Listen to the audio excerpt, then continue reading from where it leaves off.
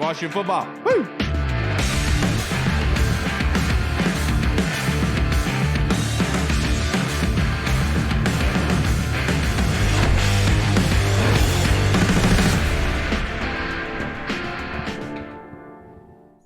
Hello, everybody, and welcome to the Burgundy Zone. I am your host, Kyle, and I am joined by my co-host, Michael Reed. The Burgundy Zone is a part of the Frederick Podcast Network. You can find out more by going to www.listenfrederick.com. But now we are rejoined by a special guest, the voice himself, Mr. Scott Jackson, the deepest voice in D.C. How are you doing, sir? Good to see you guys. How you doing? It is a fantastic deep voice. It is. It's a great voice. It's a great Friday. Beautiful weather outside. Yes, it is. It's not too hot. You know, the storm came through the other day and kind of cooled everything off. But speaking of, we got a game tomorrow, Scott. The first preseason game of the season going against the Carolina Panthers.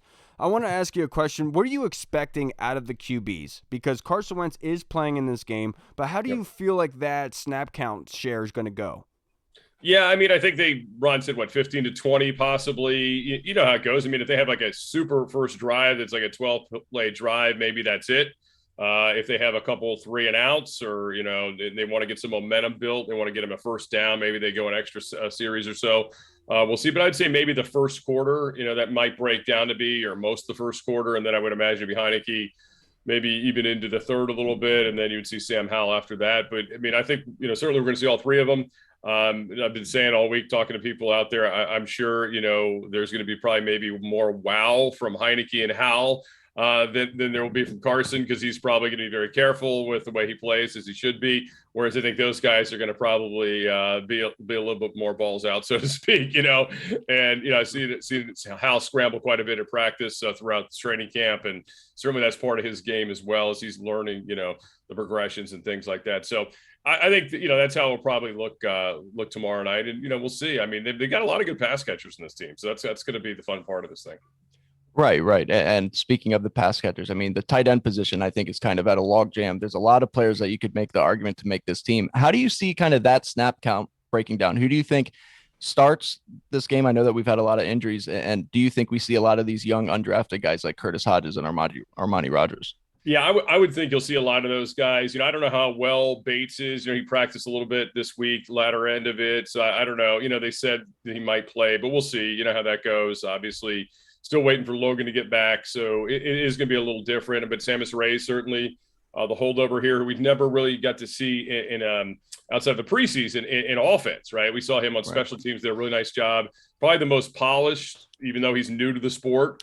In terms of blocking of the other guys. I mean, Cole Turner, he's been in shorts a lot, on the side. So I don't know when we can expect to see him, and if that's something we need to worry about moving forward. But, it's kind of where he is right now. But, yeah, I mean, Armani Rogers has been terrific at camp for them. You guys mentioned Hodges, who's a really big guy. But to me, Rogers looks much more fluid and more natural at the position right now. And I know that they say he doesn't always line up correctly or know the nuances. And I don't think either one of them can block. And I don't think Cole Turner is much of a blocker either. So that's kind of the situation that'll be interesting when you get down to it, because, of course, Logan's going to be on the team, assuming that's week 1 or whenever. And then, of course, Bates. And then the question is, if you're keeping 3, Reyes has actually been there, done that, played special teams. So he's got that going for him, still has upside.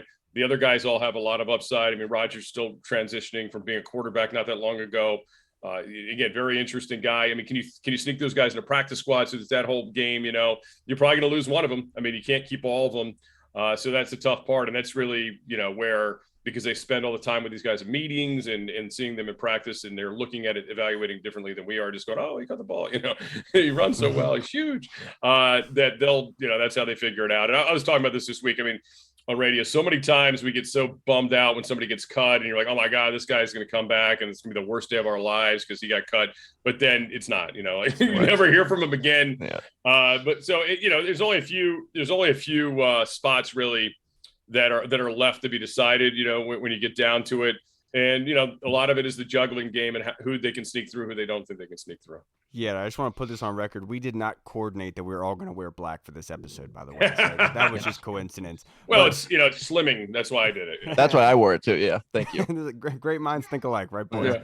But my next question, of the rookie class, who do you think, in your opinion, Scott, will be most most likely to be the most productive tomorrow night? Jahan Dotson, Fedarian Mathis, Brian Robinson, or Percy Butler? The reason I ask that is just because I like to think whoever gets the most snaps, more opportunities, is probably not as high on the totem pole. Yeah, that's an interesting one because I'll be curious to see how they split up the running backs. I would think that the first couple backs don't get a ton of carries. I wouldn't even think McKissick, he just returned to practice late this week, if he would play at all. They've got a couple backs that should be on rosters that are going to get cut. I mean, whether it's Jarrett Patterson or Williams, because if they keep three guys, Jarrett Patterson's out, right? Like, unless there's an injury, he's out. Jonathan Williams is out in that scenario. You'd like to be able to keep one of them on practice squad. Jonathan Williams is a pro, man. I watched him run in practice, and I watched him run last year, obviously, in the NFL in real games, and he's a pro. He should be on a roster, But it's tough because, obviously, they didn't draft Brian Robinson Jr. to cut him and not play him. And Antonio Gibson's very good, and Antonio's changed his body. So, he's just got to work on some things. But, all those guys do. But so that's interesting. I'm not really sure, on that front. I think we're going to see probably more Jonathan Williams, Jarrett Patterson tomorrow night. Maybe we get some Robinson. I think Robinson, people are very curious about him. I know I am. I want to see him in NFL games. I loved him at Alabama. I was excited when they picked him.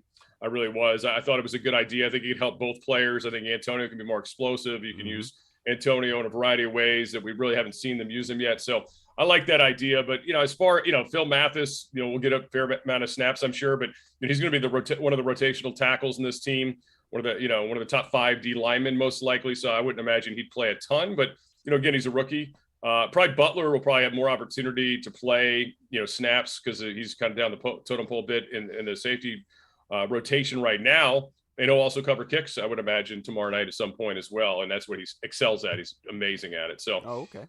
I would expect, maybe he gets more reps. Look, Dodson's going to be the best player. If he isn't, I'm going to be shocked. I'm just going to be shocking if he's not good. He reminds everybody of McLaurin, rookie year stuff. Like, you see immediately, oh yeah, he gets it. I was standing next to Santana Moss at practice. I think it was on Wednesday. And he was just, he's like, man, he was breaking it down. He loves the kid. You can see why people love him. It's not fake. He's really doing it. And that's why it's going to be exciting to see him. And I was happy to hear Ron open up the idea of they may let him return punts. Yeah. That'd be great. Yeah. I think that'd be great.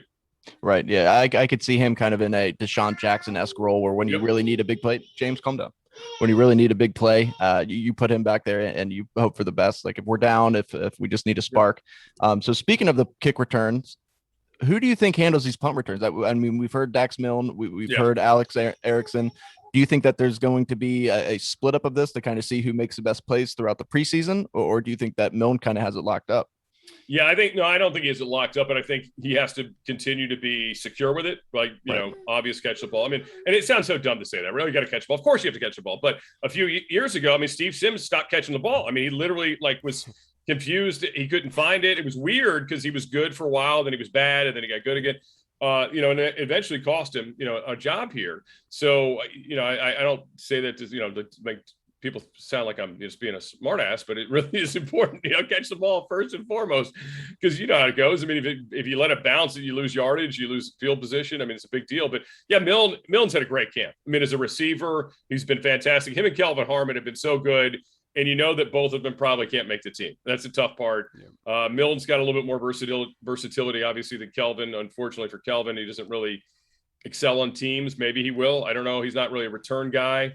At least I haven't seen it. If he is, so that's going to be tough for him. But Cam Sims a gunner last year? I'm sorry to cut you off. Yeah, Cam Sims does. Yeah, Cam Sims plays teams. Cam Sims, to me, I've already got him on the on the team. Okay. Him and Brown, they're going to make it, and then it's the top 3. So that's 5, and then who's 6? If you keep 6, you keep 7.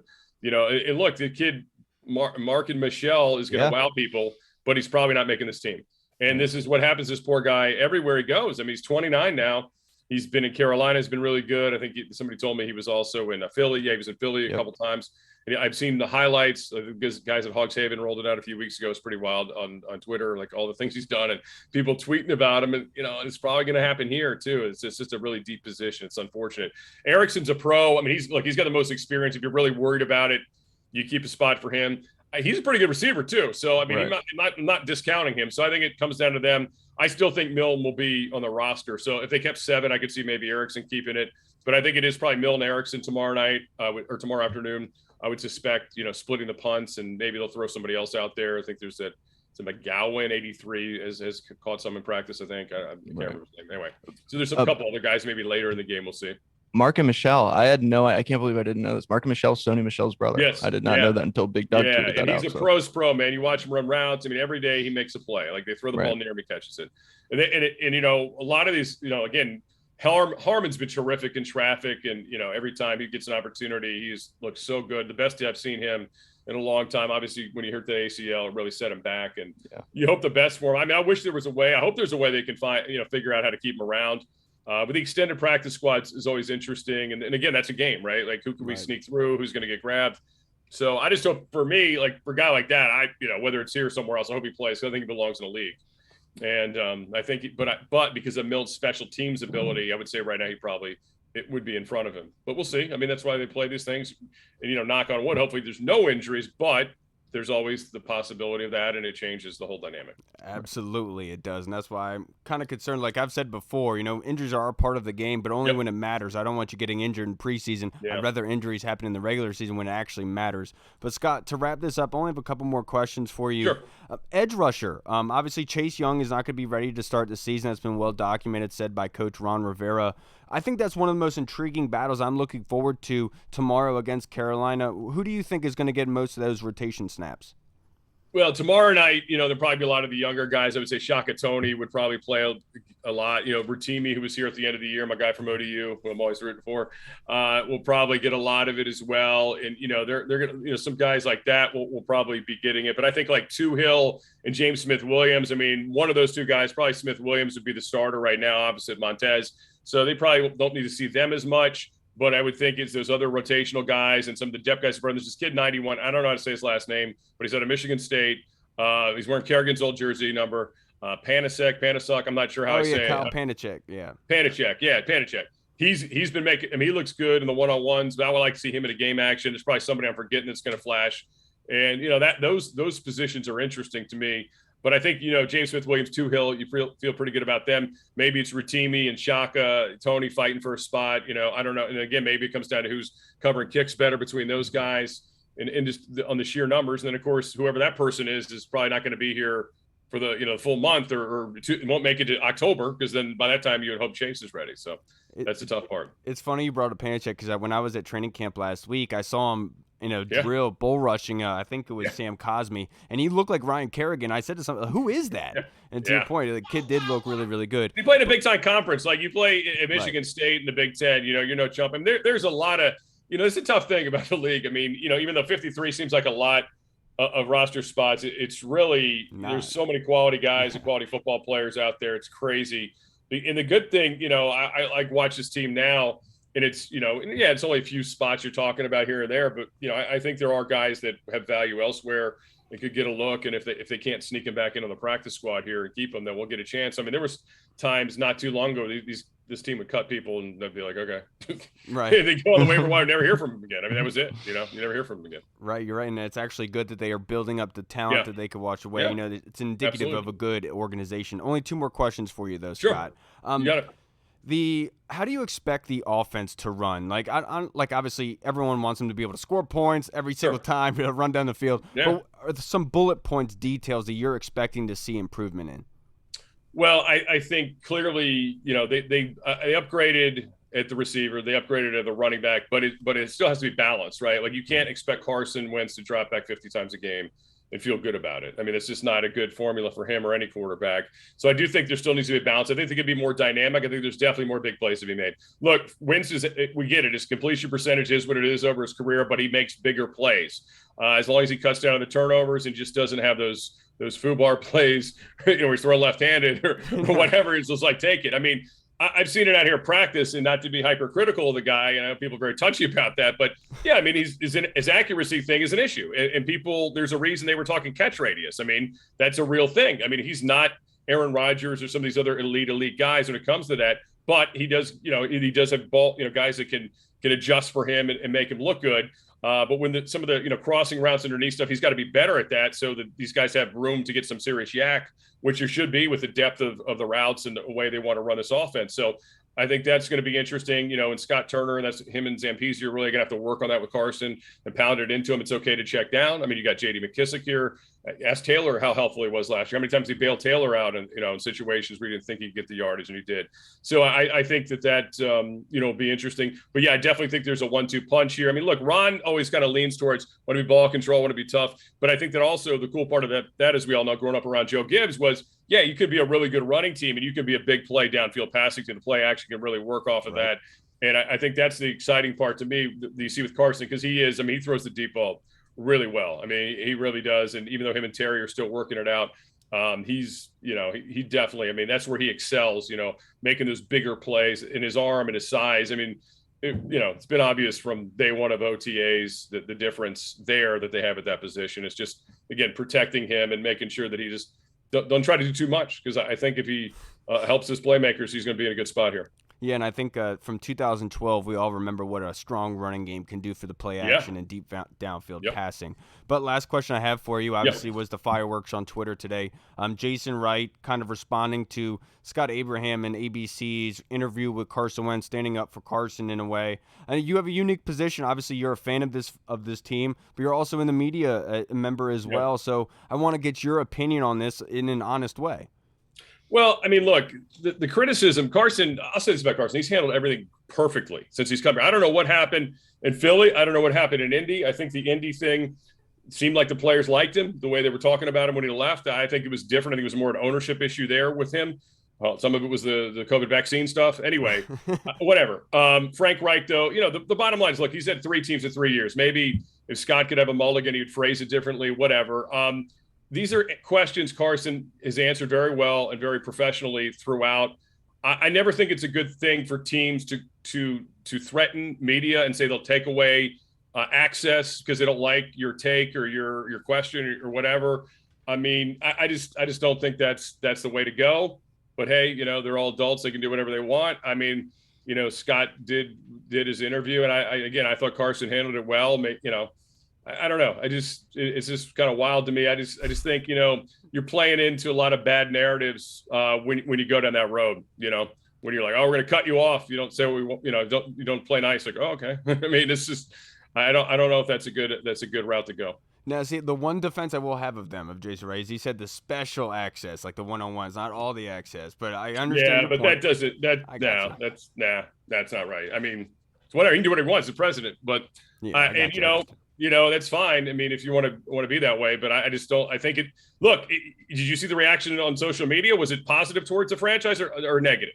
I mean, always negative. Well, yeah. I mean, from national people, they look at it and go, so nothing's changed here. It's still, this place that's trying to control everything and shut people out. And you're talking about how you want to change the narrative about the franchise, new era, new this, new that. And I'm sorry, this doesn't move that narrative forward. I mean, it keeps you in neutral, if nothing else. I don't know. I mean, maybe there was more to that story that we don't know. I don't know, but I just thought, I was like, wow. I mean, it's like, really? I mean, I just kind of like, okay. I mean, that escalated quickly. That's a fair point. I just take them aside. I mean, I've done stuff here that, I've talked about teams certain ways, and I've had people reach out to me on the side, say, hey man, whatever.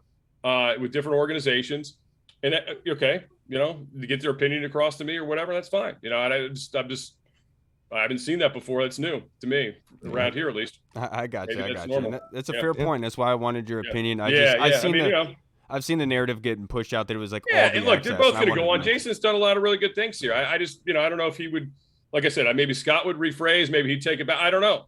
But, Scott's a fair guy. I mean, he's, and you got to ask stuff that people don't necessarily feel comfortable with. I mean, that's just part of it. I mean, Carson is going to have to deal with this. And then, look, I mean, it's all great now. He's handled everything perfectly. But, there's going to be some times during the season when things are going to get tough. And, we got to see how he bounces back from it. It's going to be fascinating. Absolutely. I agree with you there, Scott. I can't thank you enough for taking some time out to be able to talk with us, sir, about these hard-pressing and sensitive subjects. Yeah, no, man, it's great. It's exciting that football's here and see the games. I mean, I think the team's got a chance to be good. I mean, that's the fun part. But we'll see. But it's still got to play. This is got to line up 17 weeks and show me, make me look smart. Yeah, absolutely, I agree with you, Scott. Have a good night, sir. Enjoy your Friday and enjoy that game tomorrow, sir. Will do. Thank you. Yes, thank you. All right, everybody. We just spoke with the man, Mr. Scott Jackson, the voice of DC. You all know him very, very well. Oh yeah. Well, first of all, I will greatest voice. Just a fantastic, smooth voice. Yeah, I could listen to Scott do anything. If I could, I would pay him to read me bedtime stories. That's how nice his voice is. But and the dude knows everything. I mean, like we said, he's a fan first and foremost before anything else. So it's always interesting to get his perspective on things. Yes, and so we have to, before we get joined by our next guest, we answer fan questions, a pregame for this show tomorrow. Got to talk about the Jason Wright comments. He responded to to Scott Abraham from ABC7, who had the interview with Carson Wentz, and he asked him about his accuracy issues, and that kind of was like, okay, yeah, like accuracy issues, whatever. And then he talked to him about the being fired from Philadelphia, from Indy. They didn't want you. Do you think this is your last chance to be a starter? And Jason responds, thankfully, Carson demonstrated grace and class in response to his pompous, unprofessional mess. I recognize you have made a living on childlike provocation, but it needs to be called out. Don't expect special access, and good luck building rapport with the guys. Look, I understand everyone's perspective, especially Scott Jackson's talking about from the national media perspective. He's a media member. If you care about how the national media views you, then sure. Then yeah, I 100% agree with you there. But to be perfectly honest, I don't care how the national media views us because they view us poorly anyway. Look at all the power rankings. They already put us down, so who cares? But my whole thing is if your own people in this local community don't respect you, how do you expect anyone else to respect you? And I understand what Scott was doing. A lot of this, I don't believe, was because of what Scott said. I think this is a boiling point. Things have happened and built, and like Jason had explained to Mike Florio from Pro Football Talk, he said, look, we've had inside discussions, and that time is over. We cannot continue to be a doormat. I'm all about being, like, cordial, not, like, being, like, the Third Reich kind of thing, like cutting off access, but we're not going to be a doormat anymore. We need, like, there needs to be some sort of level of respect. And I love the response of people saying that, what happened to our fan base? When did we get so soft? Worried about a reporter asking about these questions. And look, I'll say to you straight up, I think we need more of it. To be prideful of your team, to be angry when somebody's talking crap to about your team, your favorite team that you love, then yeah, I think if that's a loser, if that's pathetic, if that's a lame, then cool. I think we need more of those losers around this because we need more pride in this area. It's gotten too easy for us to make fun of Washington, almost to the point where it's like making fun of our own brother. And I think we need more of that pride here. And so I respect the heck out of Jason for that, man. Right. Yeah, that's the thing. I don't think a lot of people are really getting. It's like this is such a boiling point, and it's not like this is the first time he's asked questions like that. And you could. It's one thing to ask those questions. It's another thing to ask him in the manner that he did and the way that he did. And look, I agree. I don't think Jason should ban anybody. I think that you should be allowed to ask what you want. At the same time, I also think you should be able to get feedback and criticism for if you do something like that. So that is what it is. It comes with the territory. But like I don't know. It's just, I get it. Carson's our quarterback. And why are we going to be talking about how Indy didn't want him, how Philly didn't want him? It's just not something like that. We can't escape that.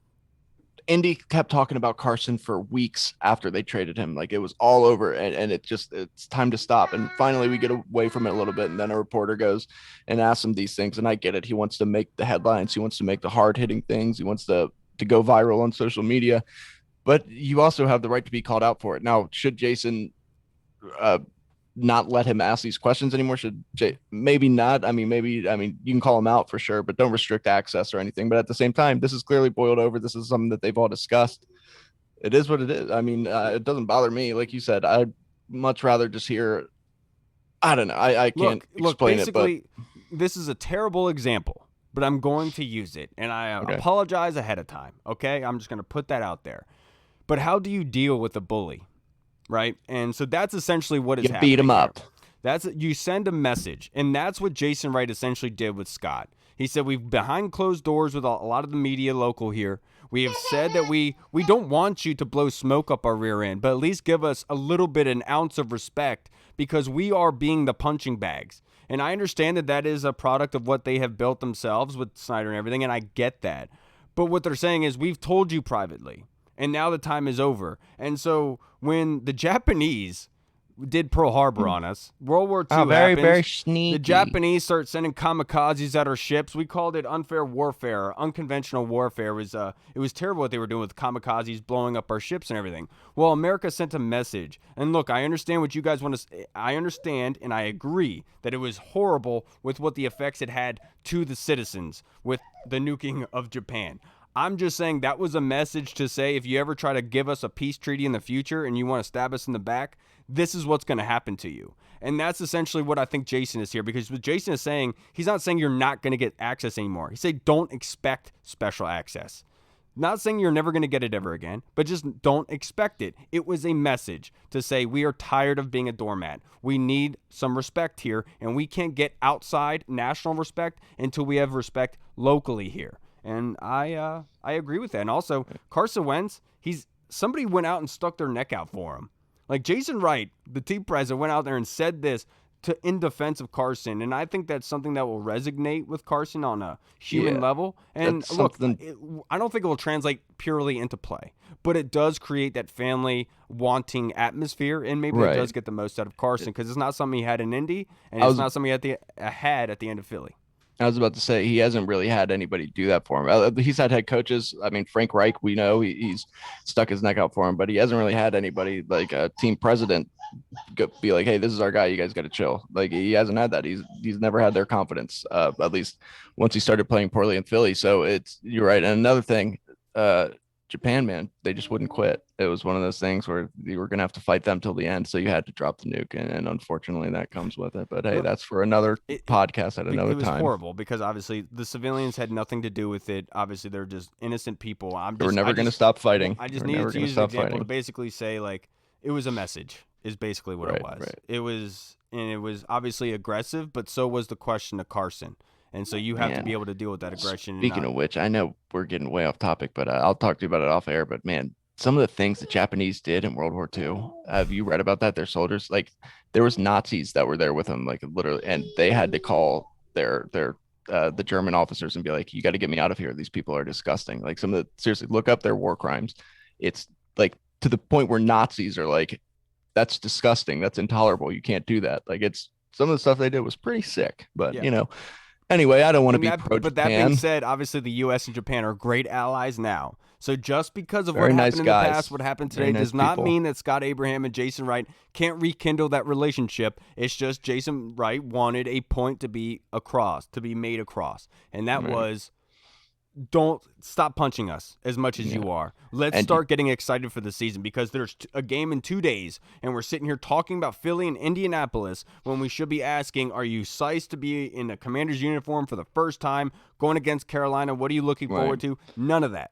But let's skip over the fact that Carson just had his best practice either the day that he was interviewed or the day before he was interviewed. And by all reports looked amazing. And let's ask him about these inaccuracies and let's really get into his head a little bit. Something that we even talked to him beforehand. And we found out that we know he doesn't pay attention to this stuff. We know he doesn't read it. And you can tell because Scott literally even says, oh, I know you don't pay attention to that. I talked to you beforehand. So it's like, then why are you having him answer this like that? Like, come on, dude.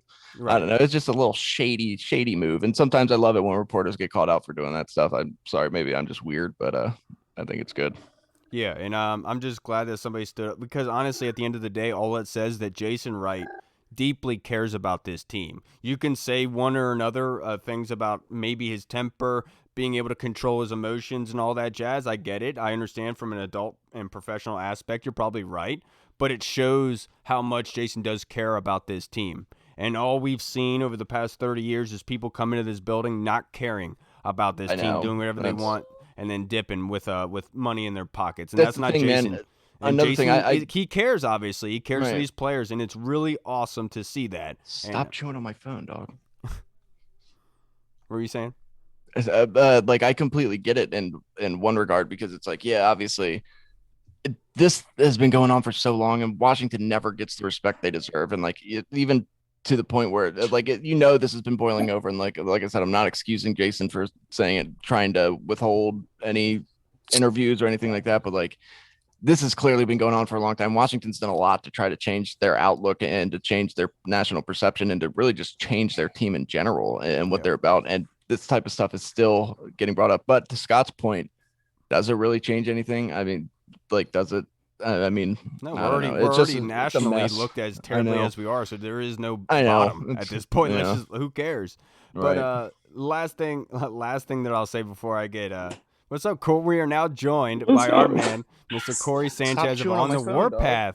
What's up, What's brother? How you up? doing? Don't chew on it. Oh man, if I was anywhere between one and Dan Snyder, I'd still be somewhere on a boat.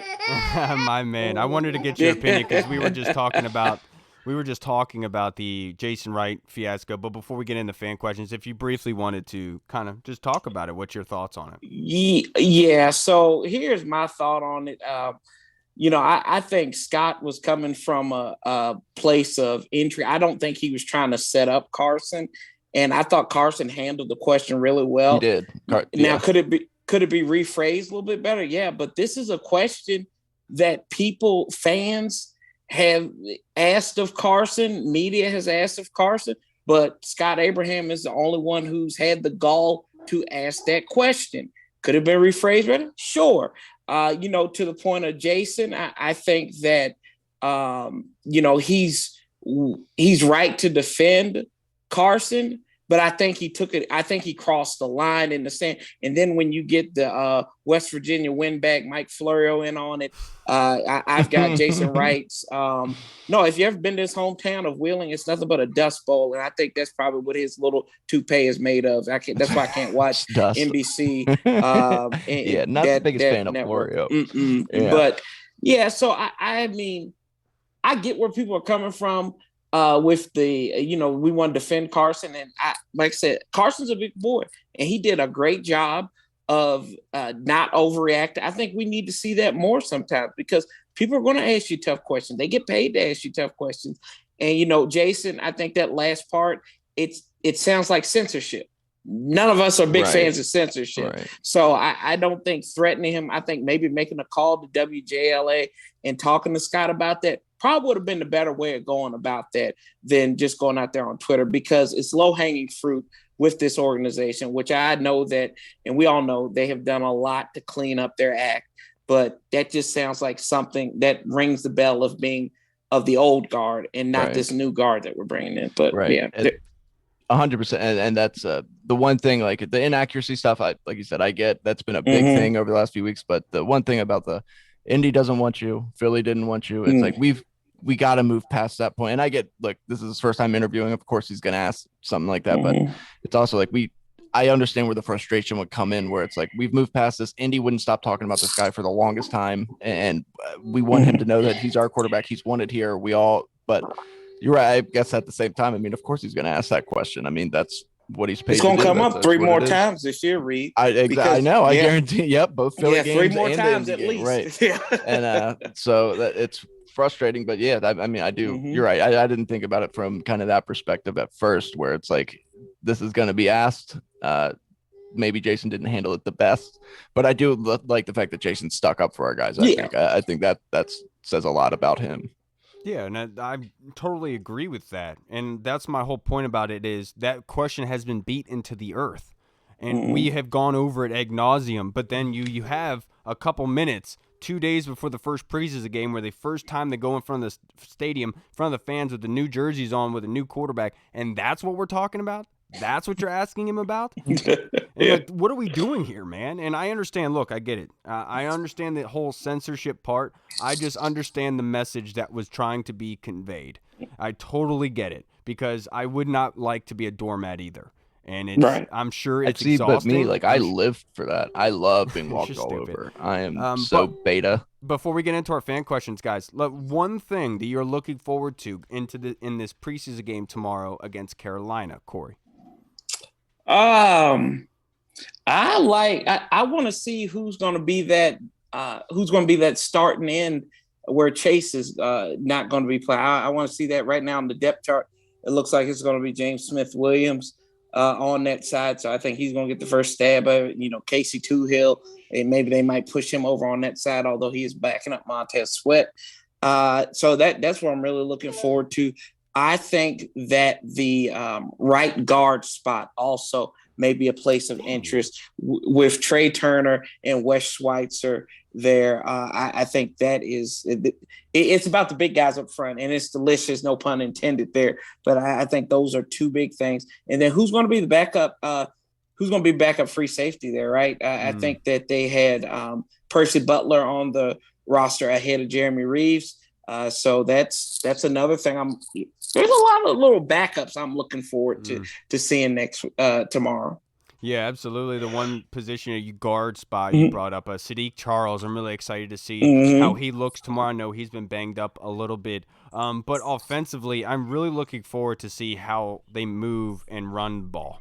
And using play action off of that, because as much as we want to talk about how big of a game this is for Carson Wentz, I do think this is a big game for Scott Turner as well. It's the first time he's got these weapons at his disposal, doesn't have excuses this year, so how are you going to make this offense work? And I'm really excited to see how he's implementing all of the spring, all the summer practices, installations into this game against a defense. Obviously, they're not game planning, but still being able to see your personnel, diagnose what defense they're in, and being able to have a play call in there to say this is what's going to beat you, I think that's really important. I want to see how Scott Turner and this offense come out and actually execute, especially on the ground.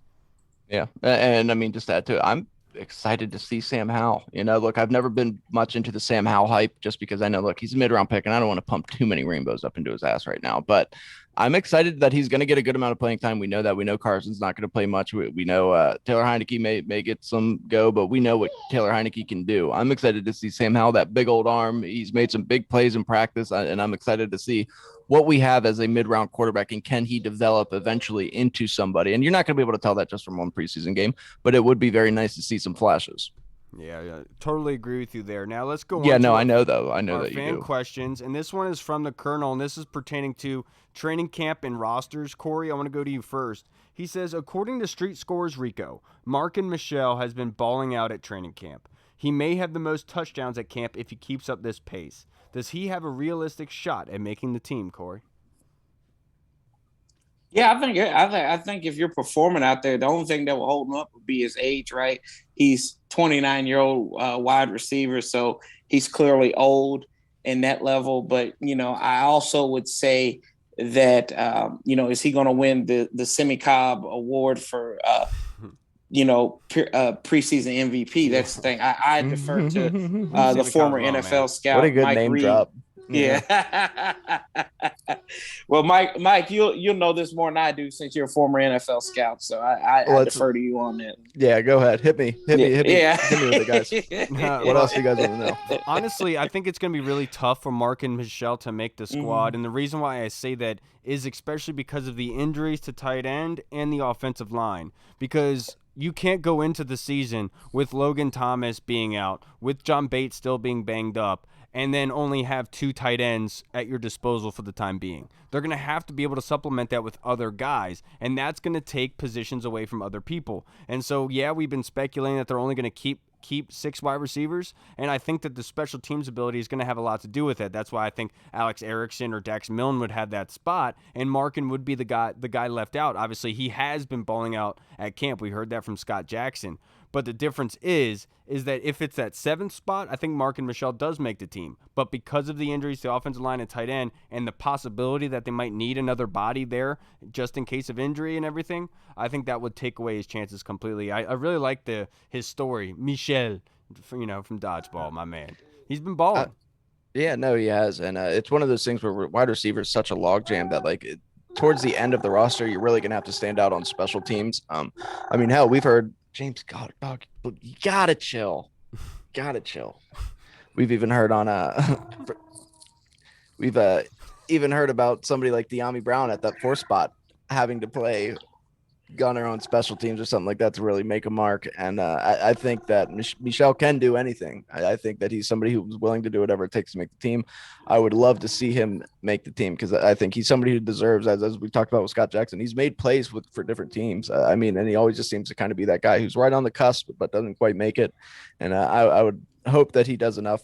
One thing this team does seem to kind of reward people for putting in work and playing well, even if it's a numbers game. So really hope that he can make the team. I think it'd be exciting. Yeah, it would. And look, Markin, I hope he balls out this preseason, because somebody like the Bears, who are losing out like a N'Keal Harry, could obviously really use his services, and maybe you could really make a name for himself in this league if he doesn't make it with the Commanders, because obviously training camp and preseason is huge for these lower level guys. They're really trying to get a job in this league and live out their dream, and you want to see them ball out. And I hope the best for Markin. Hopefully he does ball out with Taylor Heineke tomorrow. But this next question is from Andy Lockhart. Corey, I want to go to you with this one. He says, I've noticed Twitter kicking off about Jason Wrights said when he was sticking up for Carson in an interview, when the interviewer was quite blunt in his questioning to try and get a rise out of Carson. Why should players have to deal with this kind of reporter? All the small questions make people second-guess themselves all the time. We don't need fools like that reporter anywhere near our team. I'm glad Jason stuck up for him. I also see our own fans turning on Jason on Twitter. They are a disgrace and should root for a different team. Not really sure what the question was, but I like what Andy's putting out. Yeah, I appreciate that. So I don't know where to start at that. Kind of, why should players have to deal with this kind of reporter? It was a moment. Like, it was a I understand moment, what right? Andy is saying, right? Because you should be able to be held accountable for your actions. I wholeheartedly agree with that. You should be able to ask the tough questions. I totally get that. I do. Mm-hmm. But I understand his point by saying, you're literally talking, like, if you went to a bar and you said to some dude you met at the bar, so your last job fired you, your current job fired you, how long do you think you're going to be in this industry? Most likely you're going to be leaving out of that place missing some teeth. That's all I'm saying. On a human level, we have to understand that. I understand reporters and this being the NFL, big conglomerate. But on a human level, we have to understand how somebody could interpret that. And I understand Carson has to be an adult and embrace that, but I understand what Andy's saying. I just want to put that in context. Like, why No, I get where he's coming from. I'm just like, I've seen the worst out of reporters. We've seen that. I think this pales in comparison to what some players have had to deal with. Yeah, exactly.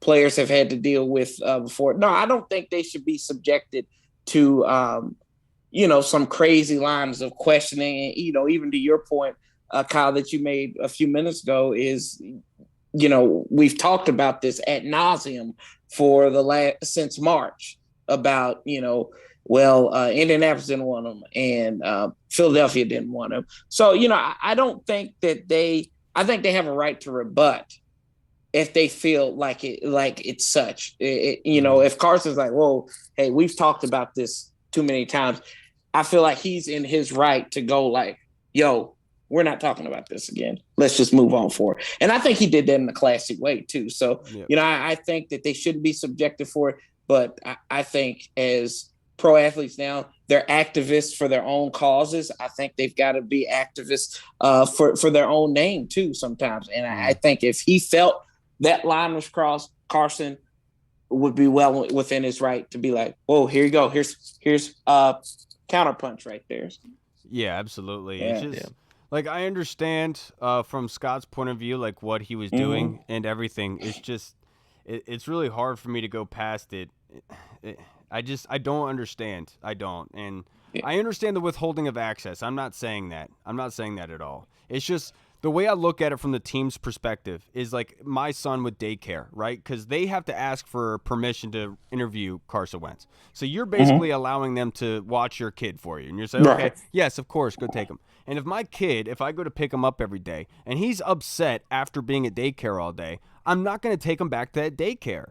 You know what I mean? And like, that's what I mean is if Carson's pissed off after leaving that interview because he had to hear those questions, I don't want to have to force him to continue doing that when I can have other reporters asking the question. It's not like they're stopping all access to Carson or saying all media is being cut off. It's just saying, calm down a little bit, give us some respect.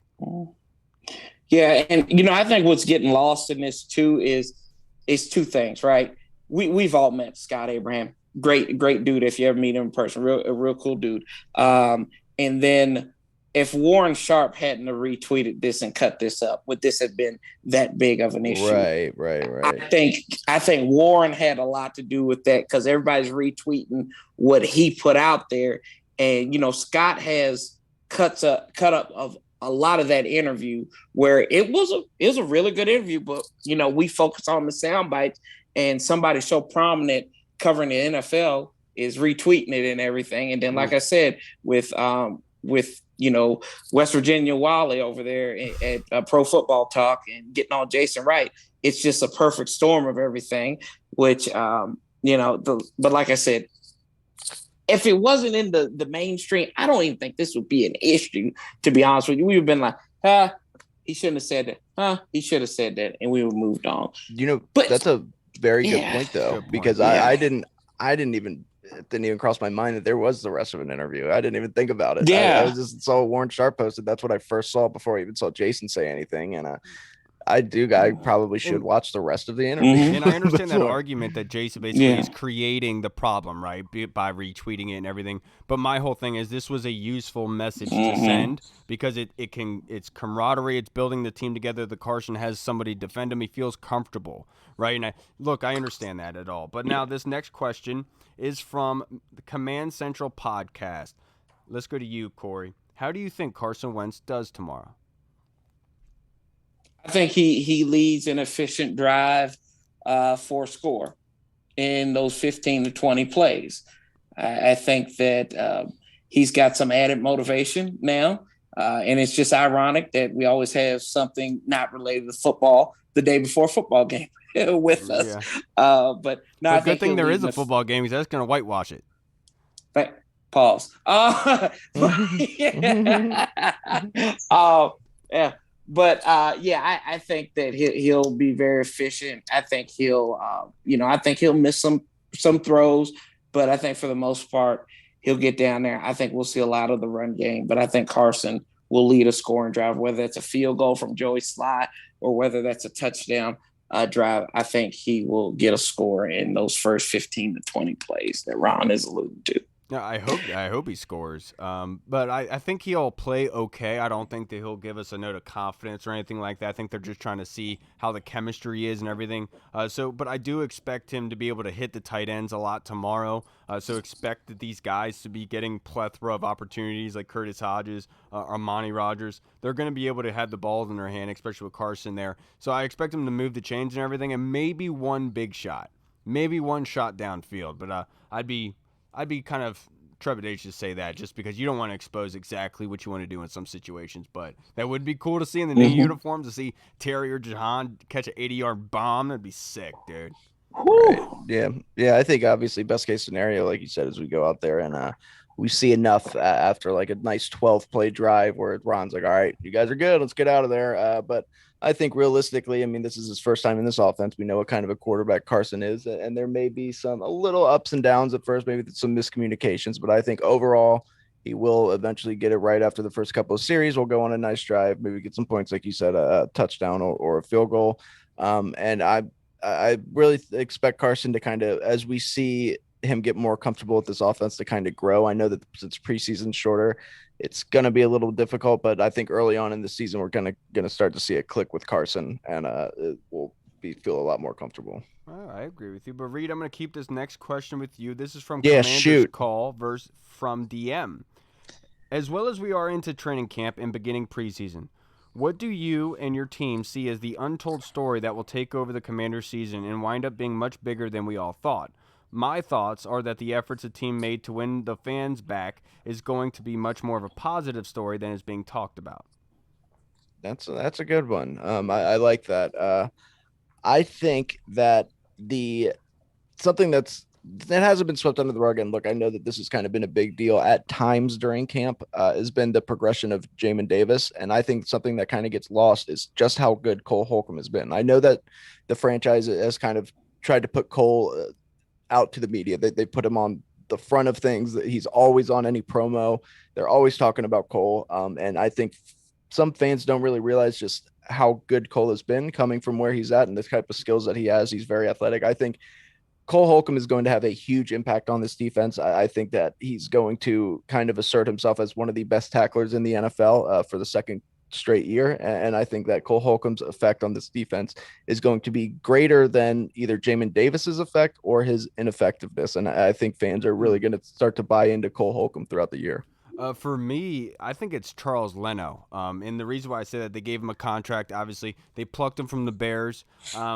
And so because of that, I think it's going to take over towards the end of the season, because if it wasn't for Charles Leno's great play and keeping that offensive line together with the reshuffling of Brandon Sheriff, we're bringing in Norwell and Trey Turner, I think Charles Leno keeping Carson Wentz upright, playing well, and also gelling that offensive line and keeping them cohesive, I think that's going to be the storyline by the end of the season, to say, wow, what a great signing that was with Charles Leno, like a diamond in the rough almost in a way. And that's what I think would be a storyline.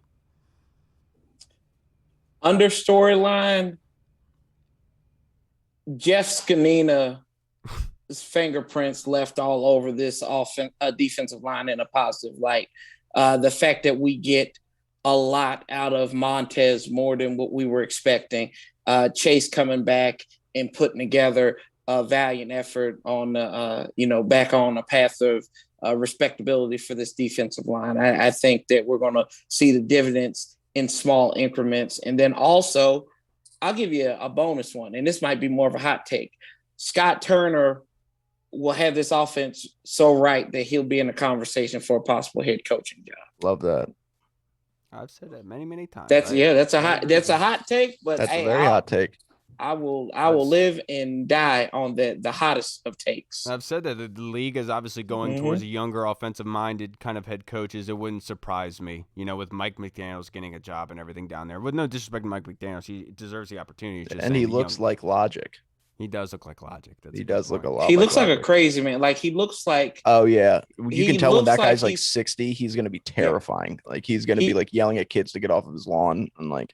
He's like, he went to Miami so he could join the cartel. He's probably like making cocaine back there on the side. Sorry, but I'm just saying. No, that would actually make a lot of sense. Like, he's got those fake Yeezys on too. Like, didn't they have a press conference? They had the Yeezys and stuff. So, yeah. Ridiculous. But he won't wear them on field. Smart man doesn't want to get grass stains on him. Before we get out of here, Corey, and we wrap up this episode, the Sam Mills firing, I was going to ask Scott Jackson about it, but I forgot. Not firing, but he relieved himself from his position. Wanted to get your guys' opinions on that.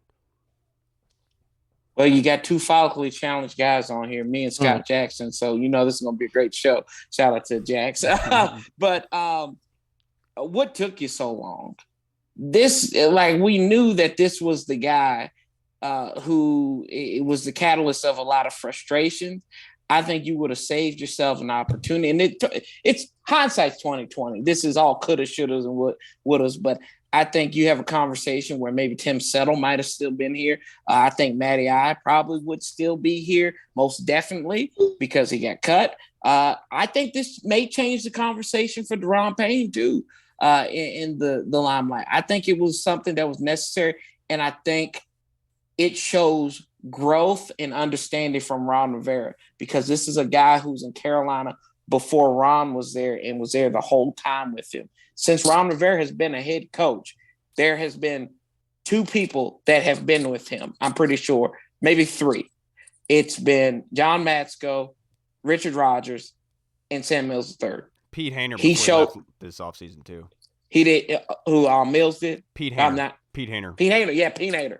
So going into this year, and I was like, I think that shows a lot of gumption, a lot of understanding. That shows leadership to me, and I give Ron kudos to that. It's sooner than later, so you had to make a change. And I was wondering about the timing, right? Because I think that's what a lot of people were talking about. And I understand it being right before the season starts, you're mixing up your defensive line. And like you said, Sam Mills has been with him for a very, very long time. And there was reports that Matt Ioannidis had issues with the defensive line coach going back to 2020. So to your point, like, why now? And I don't think it's a coincidence that once Warren Sapp and Ryan Kerrigan start coming in here and helping out on the defensive line, now this comes up. Because I speculated, it is speculation, I want to put that out there, that basically Warren Sapp and Ryan Kerrigan were teaching our guys something that Sam Mills doesn't like. Basically, what the players wanted to be taught wasn't what Sam Mills was willing to do. And so Sam Mills had to go to Ron Rivera and say, look, I'm giving you an ultimatum. It's either me or it's them. You have to get Ryan Kerrigan and Warren Sapp out of here to stop talking to my guys, or you got to let me walk.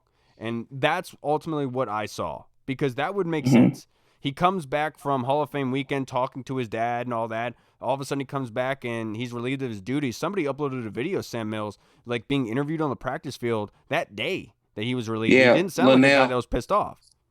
Yeah, that's some big speculation, though. I mean, we should make sure that we let people know that that is not. We have no idea that that's what happened or not. Right. Well, that's what we're all doing here, man. We're just theorizing. Right. Because it is a crazy situation, but I do think it is for the better of the team.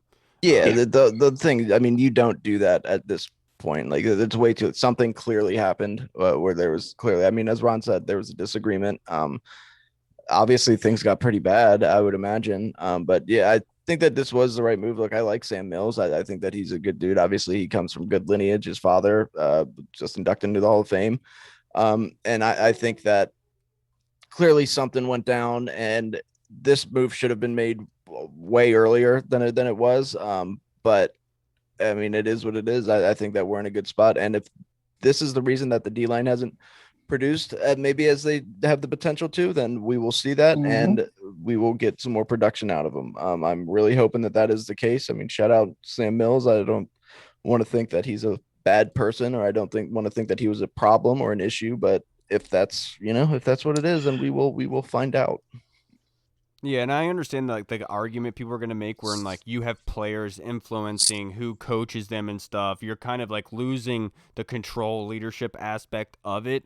But one way I'll use to describe it is if you've ever seen the Band of Brothers, when they're going through camp, they have their leader, Sobel, who is a terrible leader, is very bad. They cannot stand the guy. They make fun of him, do all this stuff. Well, they eventually go to their higher-ups and say, can we relieve this guy? We want to promote somebody else. We got to get him out of here. And they say, we could hang you guys. We could shoot you for treason and stuff like that. But they authorized it. And that ultimately led to the Band of Brothers, the 101st Airborne, going and kicking everyone's butt down in the Ardennes. So my point is that this could actually be a positive. If that was a mature decision by the team, and the players to say, look, man, this has to be done because it's making us worse. But I do think that Warren Sapp is not the type of person that holds his opinion. And I just wonder what he told Rivera. That's true. I mean, Warren Sapp is he's somebody he's known. He's a U-boy, he's known for getting out there and speaking his mind. I wonder if that did have anything to do with it. Like I said, all speculation, obviously nothing. We have no idea anything. And I'm just a goon, an average old chunk of coal who doesn't know much, but I do know one thing, and that is when there's drama, I know that something went down, and something went down. Okay? Something went down. But yeah, before we get out of here, Corey, are you excited about to see this uniforms? In person. Does a bear crap in the woods? Were we Sometimes, terrible on unless they're third not down last year? Yeah, I mean, are the learners terrible people? Is Juan Soto going to sweep the Nats this weekend? Does Jay Gruden run the ball too much on first down? Look, we know. We know. Yes. Absolutely, man. I am looking forward to seeing these uniforms in action. I'm tired of seeing them on mannequins. I'm tired of seeing them on Chase mannequins Young. That they don't fit either. And they don't have the football in their hand either. So funny. They put them on average Joe bodies, and it was that's not what I want to picture my uniforms wearing. But all right, I'm looking forward to it. No, for real. The white ones were the ones that I need to get on board with. I've gotten on board with the black uniforms. I love the burgundy ones. And I love the simplicity of them. I really do. I even got my new Commander's helmet in the office right now. So, I'm excited. I'm ready just to see us in action and, ready to see our leaders on a mission. But, it is. Why you got to hate on that, man? I'm not hating on it. I thought it looked better than the Commanders in the song. Hey, no, this is what I'm going to tell you. I didn't have a problem with this. If y'all got the time for me, I'll give you a little bit backstory. Yes. This all for Washington or all of Washington, right? That's the line. All of Washington. Yeah. In the song, Hail to the Redskins, it's Sons of Washington talking about the team. Right. So if you want to change it to be inclusive, it should be all for Washington, not all of Washington. Yeah, you're fighting for all. Right. That's my only hang up. If that y'all can call the people, I know y'all got speed dial numbers like the best. I'll call Jason. That's you. Call bro. Jason. You got the hookup. Yeah. Call Tanya. Call them and tell them just change that one line. And I think it'd be great. Leaders on a mission and fight for all Washington. That would make a lot more sense. I'll send that message to Scott Abraham. I'm sure he'll get that message across See, nobody does. He'd be like, Corey, nobody wants you on their podcast anymore. Why is this? They don't want you on the Burgundy Zone. They don't want you on Big Doug. They don't want you anywhere. Shout out to all my dudes. Y'all know I'm just playing with you, but my man, I can't thank you guys enough. Anything you're looking forward to, Reed, that you wanted to say before we get out of here? Real fast, just the same thing. I'm excited to see, like, being shown the jerseys and being shown the color schemes. Always seeing just the burgundy on burgundy, the white on white. Like, we're not going to get that much this year. I'm excited to see with the different colored pants how it looks. And I think, just like Corey said, most of us were skeptical about the white jerseys. I do think that they are growing on a lot. I know for me, especially like seeing the photoshops with the burgundy pants makes a lot more sense. And I really get what they were trying to do with it. And I like it a lot more. And I'm just excited, man. I'm just so excited. It's going to be so weird to get used to, but I'm so excited to finally see these new things out there and running. I mean, that matte finish on that helmet, I know I talk about it a lot, but that is probably my favorite thing in the world. It just looks so clean. It's awesome, dude. Yes, all right, everybody, that's going to wrap us up for this episode. I'm hyped for tomorrow for the 1 o'clock kickoff for the Commanders face the Carolina Panthers. The first time we're going to see these Commanders jerseys, Carson Wentz, Jahan Dotson in uniform. I'm really, really excited, and I hope you guys are too. I hope you guys have a good night. Thank you so much for reaching out to us or watching us. And a comment, we'd love to hear from you. I apologize about taking a lot of time about the Jason Wright thing. I apologize about Hiroshima and everything. Rest in peace to everyone. I'm sorry. I just had to use an example about a message and bullies and stuff. I'm sorry. I didn't, I don't take it literally. Kyle has Hiroshima tattooed on his neck, on the other side of his neck. He really likes it. It's weird. All right, everybody. You do. But Corey, before we get out of here, if you just like to plug your social media handle and everything, just in case Nagasaki on his forehead next week, and Iwo Jima on his armpit. I'm not falling for Reed because Reed wants to set me up. I'm not doing it. I don't do that. Yes, we will. That we aren't going to do that. But you can find me at Sanchez405 on Twitter, Instagram, YouTube, on the Warpath. I'll be live streaming my reaction to the game as it goes on at about 12:45 tomorrow. So come on and join in on the fun. Social security number and debit card number for those of us wondering. Yeah, and I can't wait. This is true. I can't wait to wake up tomorrow and see who Jason Wright decides to go blade on tomorrow. Yeah, he walked right into that club, dude. Woo! Yeah. Not care. All right, everybody. I like this Jason. Jason who chooses violence, I like better than Jason who doesn't choose violence. Right, me too. You know? All right, that was Jason Voorhees this morning, wasn't it? It was. All right, everybody. Man. Enjoy the game tomorrow. Hopefully everyone stays healthy. Nobody gets banged up and injured. Health. That's all we care about, baby. Health. Everyone stay healthy. All right, everybody. We'll see you later. Watching football. Woo! Jason was like Kendrick walking into the studio ready to record. Hey, what's up, everybody? It's Kyle. I just wanted to say thank you so much for watching. And if you liked what you saw, make sure you hit the subscribe button and the notification bell. That way you get notified when anything new is uploaded to the channel.